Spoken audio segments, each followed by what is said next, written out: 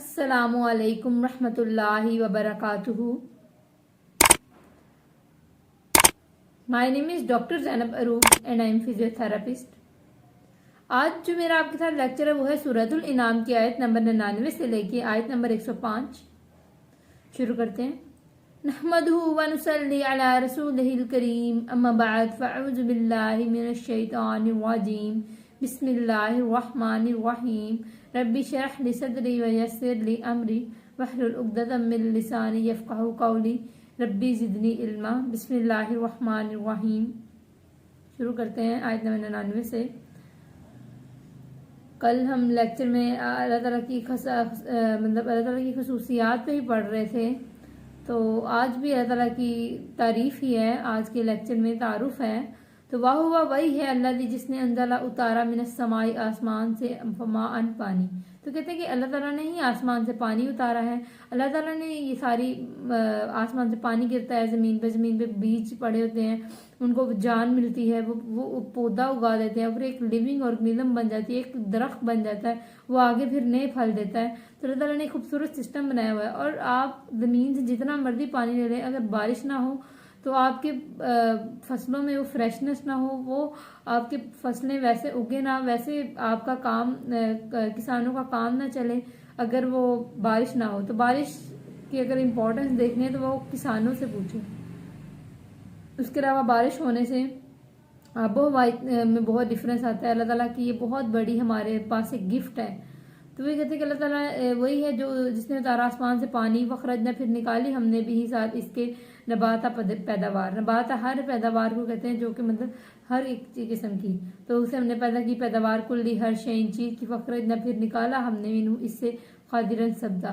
खादिरन जो लफज है ये खिजर से है, और वो लफज जैसे गुम्बद खिजरा है लफज सबस गुम्बद, तो वो उसी से ये सबस कलर का नाम है कि उसी से निकाला सब्दा। नुकरी जो हमने निकालते हैं मिनहु इससे हब्बन दाने मुतराकिबन तैबते।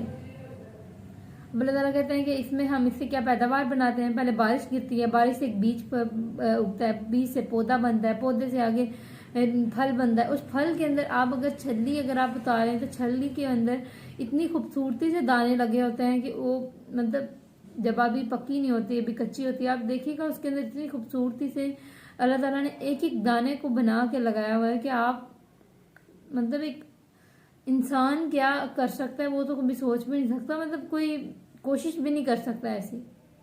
और आपने देखा होगा कि हर पौधा डिफरेंट है। दिखने में ग्रीन पौधे एक ही हैं, किसी के लगाते हैं हम बीज हैं, पानी भी वही जाता है, ज़मीन भी वही होती है, पत्ते डिफरेंट निकल आते हैं हर पौधे के, फिर पौधा फल भी लहदा देने लगता है। तो ये किसका सिस्टम है? अल्लाह के सिस्टम है। तो ये इसने शब्दा, हाँ, इससे अल्लाह ताला से शब्दा निकाल रहे हैं जब पानी बारिश होती है और फ्रेशनेस जो उसके अंदर आती है, शब्दा लहलहाता है बारिश की वजह से, तो अल्लाह ताला उससे शब्दा पैदा करते हैं जब क्या नाम है बारिश से, और इससे फिर आगे दाने निकलते हैं। तैबत है, जैसे मैंने भी बताया कि छल्दी के दाने जैसे तैबत लगे होते हैं। और मिन नखली और खजूरों से मिन दरिहा और उनके शगुफ़ों से किनवान उन खोशे दानियत उन झुके हुए जन्नातुन और बागात मिन अनाबिन अंगूरों के। वही अल्लाह ताला कहते हैं कि एक खोशे तो डिफरेंट, आपने कभी खजूरों के खोशे देखे? वो ऐसे ही एक जुड़मट सा लगा होता है, वो जुड़मट से आगे छोटे छोटे आहिस्ता आहिस्ता वो खजूरें बन जाती हैं।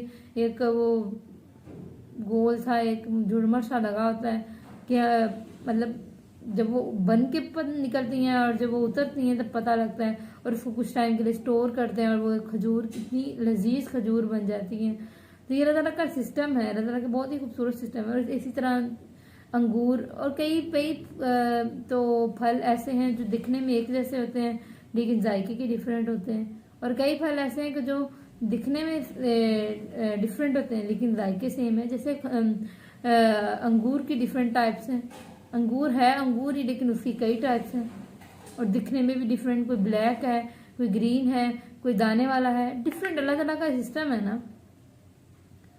तो वो मिन नखली और खजूरों से मिन तलइहा उसने उसके शगुफों से किनवान खोशे दानियतुन झुके हुए व जन्नातुन और बागात मिन अनाबिन अंगूरों के व जैतूनी और जैतून के व रुमानी और अनार के मुतशाबिहन मिलते जुलते, थोड़ा सा ऐसे मिलते जुलते यहाँ कोई पौधे बनाते थे वगैरह, और नहीं भी मुतशाबिहन मिलते जुलते। कई पौधे बहुत आपस में मिलते जुलते हैं, बनते जब जायके में बहुत डिफरेंट होते हैं, और कई बहुत डिफरेंट होते हैं, वो सेम भी दिख रहे होते हैं और डिफरेंट भी दिख रहे होते हैं। तो हर चीज़ अल्लाह ताला की सिस्टम से ही चल रही है। उनजुर देखो कि इला तरफ समरिहा, उसके फल के, इला जब असमारा वो फल लाए, वयनिहा उसके पकने के।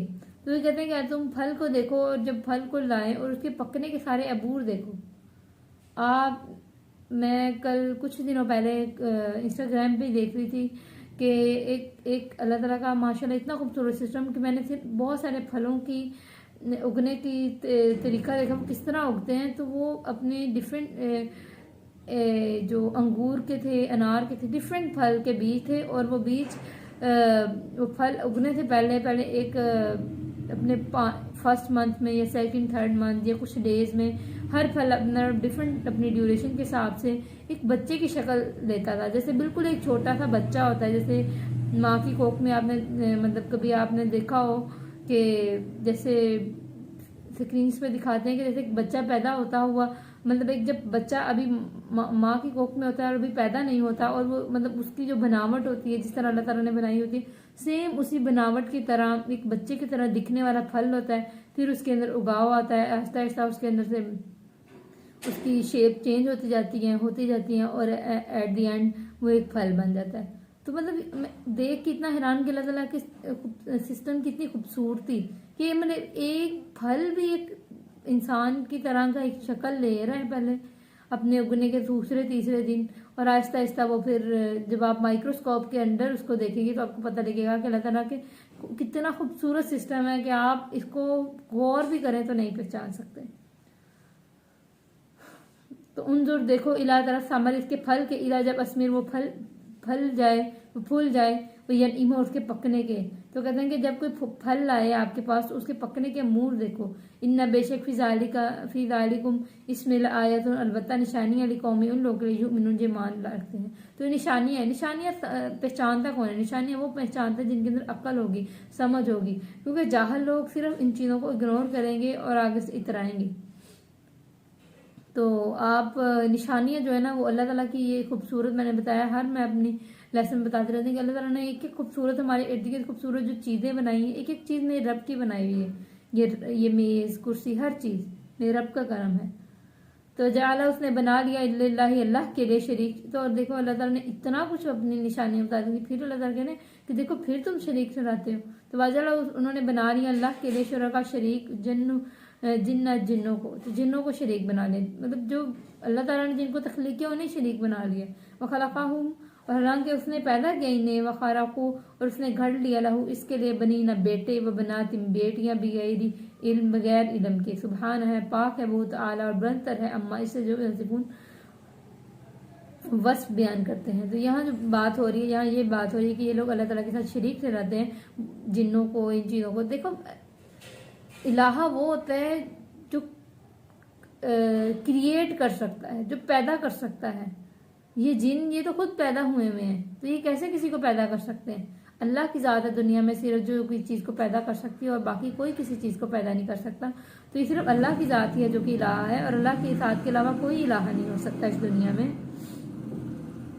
और ये इन्होंने अल्लाह की बेटे और बेटियां बना रखी हैं, जैसे ये मुशरिकीनों ने क्या नाम है, फरिश्तों को अल्लाह ताला की बेटियां बना रखा है, और इंसार ने हज़रत ईसा को बना रखा है अल्लाह का बेटा। और ऐसे ही कुछ ऐसे भी हैं जिन्होंने हज़रत उज़ैर को अल्लाह का बेटा बना रखा है। इतना कि वो लोग नबी खुद उस दिन कहेंगे कि हमने इनको ये पैगाम नहीं दिया, ये खुद अपने से ये बातें बनाते हैं। और अल्लाह ताला की ज़ात पाक है इन सब चीज़ों से, और वो वस्फ बयान करने वाला है। बदीऊ मौजद है, बदीऊ का मतलब है बिद्दत से लफ्ज़ निकला है, ऐसी चीज़ जो साबका मसालों में नहीं हो चुकी और उसको हम पैदा कर लें। तो बिद्दत है समावात या आसमान और ज़मीन का, तो यह मौजद है आसमान और ज़मीन का, अन्ना क्यों कर यकूना हो सकती है। और वो कह रहे हैं कि एक बिद्दत है, अल्लाह ताला का तो सिस्टम ही नहीं है। अल्लाह ताला की तो बीवी ही मतलब अगर ऐसे कहेंगे अल्लाह ताला की औलाद, अल्लाह की तो कोई बीवी ही नहीं है। तो अन्ना क्यों कर यकून हो सकते ला उसकी वलादन कोई औलाद, वलम हालांकि नहीं तकुन है ला उसकी साहिबतुन कोई बीवी। तो अल्लाह ताला की औलाद हो ही नहीं सकती, तो फिर ये कैसे अल्लाह की बेटियां बेटे और नबियों को अल्लाह ताला की बेटियां बनाई फिर रहे हैं और ये इतना गलत बातें करते हैं। वखाला का उसने पैदा किया कुल्ला हर शयन चीज़ को, वाह हुआ वो बिकुल्ली हर शयन चीज़ का अलीमुन खूब जानने वाला है।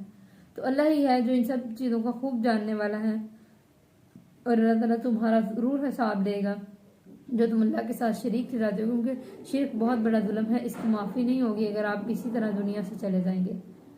ज़ालिकुम ये है अल्लाह अल्लाह रब्बुकुम रब तुम्हारा, तो ये है रब तुम्हारा। अल्लाह ताला अपना तारुफ करें कि ये रब तुम्हारा है।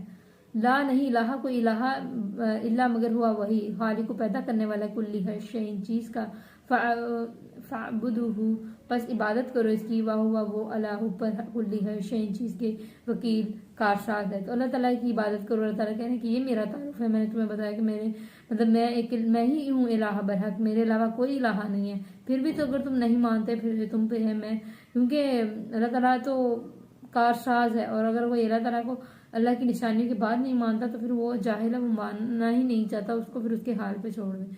अपनी कुव्वत और अपनी ताकत ऐसे लोगों पर जाया ना करें।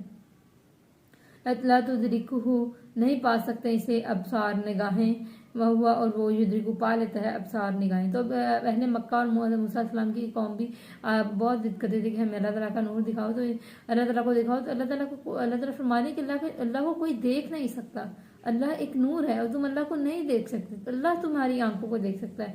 हदीस में है कि अल्लाह का हिजाब नूर है, अगर वो हटा दे तो इसको चेहरे पर हर मखलूक, इसका चेहरे का अनवार मखलूक के हर उस चीज़ को मिटा देगा जिस चीज़ पर ये पड़े।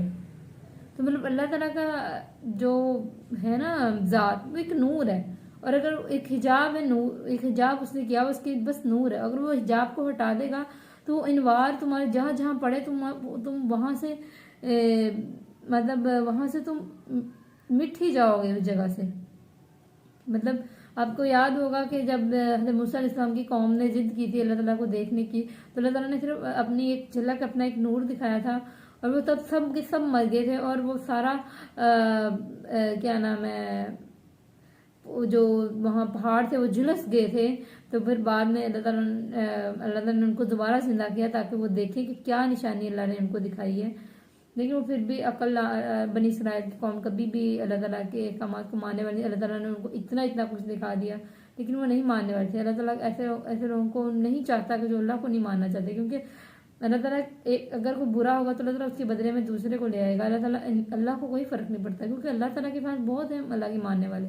हमें फ़र्क पड़ेगा, हम अपनी आखिरत बर्बाद कर लेंगे। अल्लाह ताला यही हमें समझा रहे हैं कि तुम अपनी आखिरत ना बर्बाद करो, तुम अपनी आखिरत को संवार लो। ला तुदरी को नहीं पा सकते इसे अबसार निगाहें, वाह हुआ वो युद्री को पा लेता है अबसार निगाहों, वाह हुआ वो लतीफ़ बहुत बरीक बीन खबीर खूब बाखबर है। लतीफ़ का लफ्ज़ बंदों पर मतलब कुर्बान है, बहुत ही बरीक बीन है, बहुत ही मेहरबान है वो लोगों बंदों पर, तो उसको कोई आँख नहीं पा सकती लेकिन वो हर बंदे की आँख को पा सकता है। कद तहकीक है जा अकुम आ गई तुम्हारे पास बसायर खुली दलीलें मेरे रब्बी के तुम्हारे रब की तरफ से। अल्लाह ताला कह रहे हैं कि तुम्हें खुली दलीलें दे दी हैं, खोल खोल कर हर आयत बयान कर दी है, अब भी तुम ना समझो तो फिर अब तुम्हारे लिए कोई और हदायत का फिर रास्ता, कोई और तरीका ही नहीं है। मेरे रब्बी के तुम्हारे रब की तरफ से, फमन तो जिसने अबसारा देख लिया फली नफ्स ही तो उनके लिए उनके अपने लिए है। तो तुम्हारे रब की तरफ से है तो जिसने देख लिया तो उसके अपने लिए है, कि मतलब जिसने अल्लाह ताला ने मतलब हर दलील उसको दे दी है। अगर वो उस दलील के समझ आने के बाद भी नहीं सुधरता तो फिर वो उसी के ऊपर है, उसी के हक में। अब वो अल्लाह ताला उसको उस बंदे को उसके हाल पे छोड़ देगा, क्योंकि अल्लाह ताला कह रहे हैं कि मैं निगरान नहीं हूँ उस बंदे पे, मैं चेक रखने वाला नहीं हूँ, मैंने तुम्हें बस अकल का शऊर का दलील वाज़ह कर दी, अगर तुम अब भी बाज नहीं आओगे तो फिर तुम्हारी पकड़ लाजम है। तो तहकीक आ गई तुम्हारे पास खुली दलीलें तुम्हारे रब की तरफ से, तो जिसने देख लिया तो उसके लिए है, उसके अपने लिए है। वमन और जो आमी या अंधा हुआ फ़अलैहा तो वो उसी के लिए है।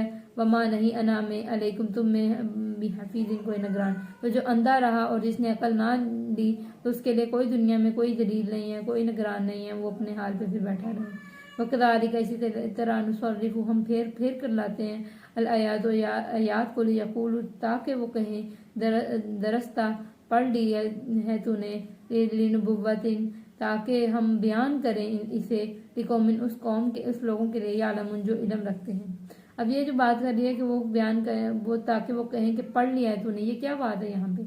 इस आयत में, ये जो आयत नंबर 105 में बात हुई है, इसमें हुआ है कि ये जो अहले मक्का के लोग थे, ये कहते थे नबी करीम सल्लल्लाहु अलैहि वसल्लम ने नौजुबिल्ला किसी रूमी गुलाम से सीखा है और उस गुलाम से सीख के हमें बताते रहते हैं, या ये खुद अपनी तरफ से उस गुलाम से पूछ के सारी किताब लिख ली है, या भी अपनी तरफ से किताब लिख के हमें बताते रहते हैं। तो अल्लाह ताला फरमा रहे हैं कि ये तो तुम्हें यही कहेंगे कि तुमने कहीं से पढ़ लिया है, मगर आपका काम है इनको बयान कर देना। बाकी आगे इन पर है कि ये उसको मानते हैं नहीं मानते हैं, अपनी आखिरत बर्बाद करते हैं। और हज़रत नूह अलैहिस्सलाम, अगर कोई नबी अपनी औलाद को भी किसी को हिदायत दे सकता होता तो नबी सबसे पहले अपनी औलाद को हिदायत दे पाते। और हज़रत नूह अलैहिस्सलाम का बेटा आखिरी दम तक हिदायत नहीं लेकर आया था, और आखिर वो तूफान में वो भी बज़म हो गया था।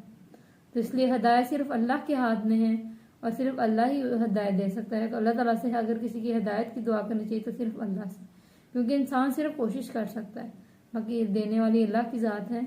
और हिदायत सस्ती चीज़ नहीं है जो ऐसे ही आ जाए। तो अल्लाह से दुआ करनी चाहिए कि अल्लाह हमारे पाक प्यारों को हिदायत दे, हमें हिदायत दे, और हमें उन लोगों में सिलेक्ट करे जो हिदायत याफ्ता हों। आमीन। जज़ाकल्लाह।